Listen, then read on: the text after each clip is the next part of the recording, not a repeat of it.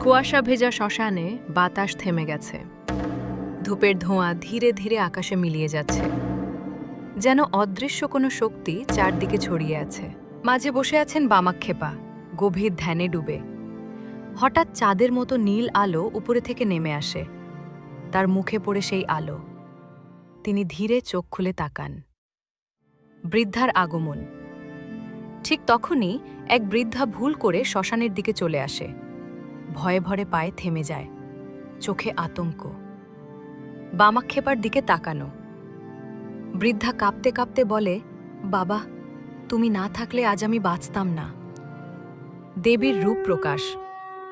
আর সেই মুহূর্তেই বৃদ্ধা শরীর থেকে নেমে আসে এক অদ্ভুত আলো। ধীরে ধীরে উন্মোচিত হয় মহামায়া, মা কালীর রূপ। মা কালীর আশীর্বাদ। চারদিকে আলো ছড়িয়ে পড়ে।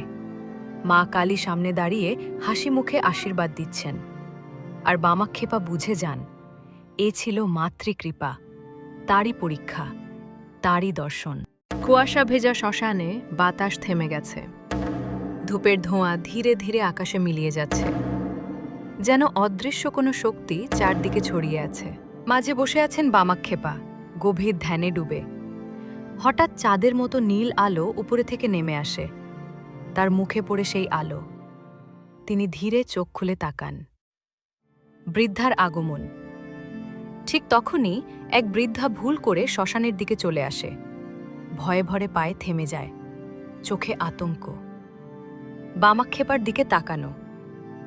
বৃদ্ধা কাঁপতে কাঁপতে বলে, বাবা, তুমি না থাকলে আজ আমি বাঁচতাম না। দেবীর রূপ প্রকাশ। আর সেই মুহূর্তেই বৃদ্ধা শরীর থেকে নেমে আসে এক অদ্ভুত আলো। ধীরে ধীরে উন্মোচিত হয় মহামায়া, মা কালীর রূপ। মা কালীর আশীর্বাদ। চারদিকে আলো ছড়িয়ে পড়ে। মা কালী সামনে দাঁড়িয়ে হাসি মুখে আশীর্বাদ দিচ্ছেন। আর বামাক্ষেপা বুঝে যান, এ ছিল মাতৃকৃপা, তারই পরীক্ষা, তারই দর্শন।